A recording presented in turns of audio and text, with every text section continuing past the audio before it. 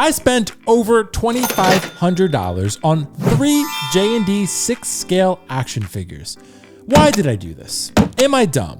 Am I irresponsible? Am I naive? Well, today I'm gonna let you answer those questions as I put myself on trial. But before court is in session, make sure to like the video, subscribe to the channel, and click the notification bell so you're notified when content goes live here. That said, let's discuss my questionable purchasing decisions as I open myself up to the court of public opinion. Maybe you'll agree with me, maybe you won't. But you, my friend, whether you like it or not, are part of the jury.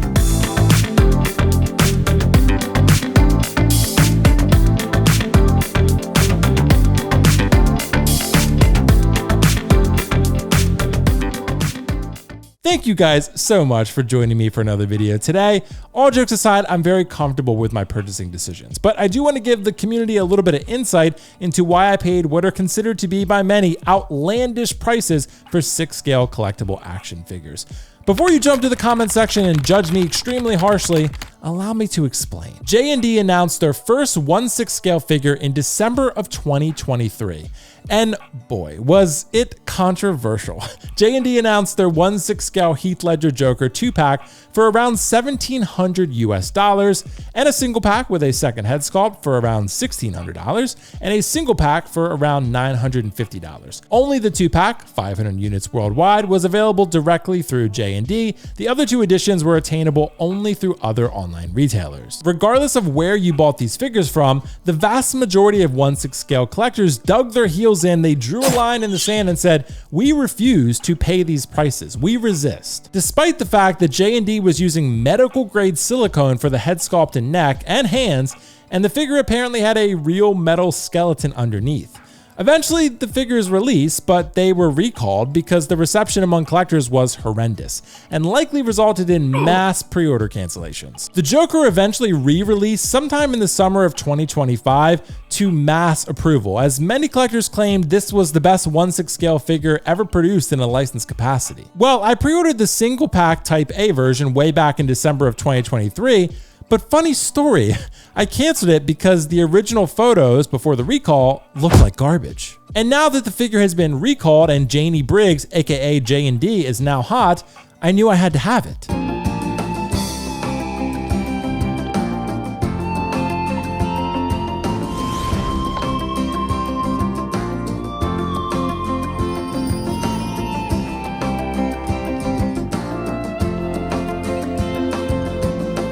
That's it. I did it. I'm a miracle worker. And as I saw more of that smiling sculpt, I knew it was a grail. Others saw Fred Armisen, but I saw a beautiful head sculpt that I needed in my collection. So I scurried on over to my partner Comic Concept store and saw a few Type B Jokers available for pre-order, so I ordered that one too. So I have a Type A, which I added to a Type B to make a Type C. That's how the formula works apparently, and I was very content with my life. This was until J&D Studios decided to announce a Two-Face from The Dark Knight. J&D slashed their prices and announced a 2-pack Harvey Dent and Two-Face for $1,400, or Harvey Dent with a podium for $829, or just Two-Face for $750. I said, no, J&D, you are not getting me again. I have the Hot Toys Two-Face, and it is more than enough. But was it? The more I compared my Two-Face to the J&D, the more discontent I felt. And so I plugged in my friend's address because it's not licensed in the US, and I placed my order. Whew. So we swiped that metaphorical credit card and added $750 to my collecting tab, bringing us to a total of over $2,500 spent on J&D figures, actually close to $3,000, but don't tell my girlfriend, even though it doesn't actually matter, come to think of it, because she watches every single video and she is going to know this. But she and I shop at Harris Tweeter, even though we know we should go to Aldi because it's much more inexpensive. So why would buying J&D be any different? I'm fine. This Two-Face has a silicone head, just like Joker, movable eyes, just like Joker, which is wild considering he has a big old protruding eye and rooted hair. This figure is just insane, and as a huge Dark Knight fan, I convinced myself I needed to have these figures. And that brings us to the very fateful question, a complex question. Why? I have long been a proponent of buying the figures that you can most reasonably afford, or in simple terms, buy nice or buy twice. But come to think of it, when it comes to Joker, I've bought way more than once, definitely more than twice, so I'm hoping that this is the end of the line for me. And Two-Face is actually the second time I bought this figure. Still though, It's a good philosophy. What J&D has sold me on here is these figures being the top of the line premium experience that are probably not going to be topped in the years to come.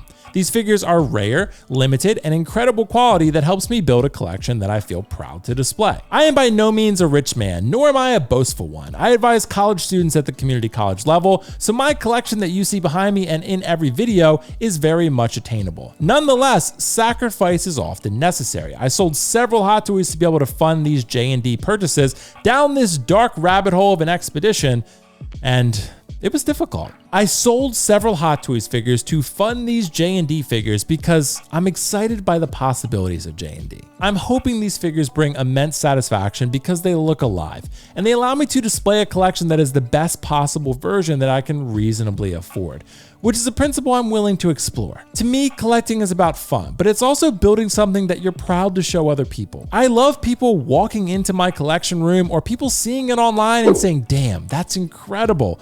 The satisfaction I get from displaying quality and showing it to other people is immense because they feel what I feel for a short amount of time. J&D is going after that market of collectors that want to collect something rare and premium in 6 scale. And for me, if I'm going to buy J&D figures, I'm going to have to make sacrifices in order to go for that premium quality. I've always been a champion of the less is more approach, and buying J&D figures may require me to live out that principle. J&D's silicone, rooting techniques, glass eyes, and their overall potential are worth investing in my eyes. And if they end up sucking, they end up sucking. But the potential of increasing the quality of my collection and going with quality over quantity is something I'm very interested to explore. InArt, Hot Toys Artisan, and now J&D are raising the bar for what 6-scale collections can actually be. The overall quality of collections across the world are being enhanced with these premium figure lines, but they do come at a premium cost, meaning collectors are going to, by necessity, be more selective. I'm going to be more selective with my pre-orders moving forward and target my beloved, cherished characters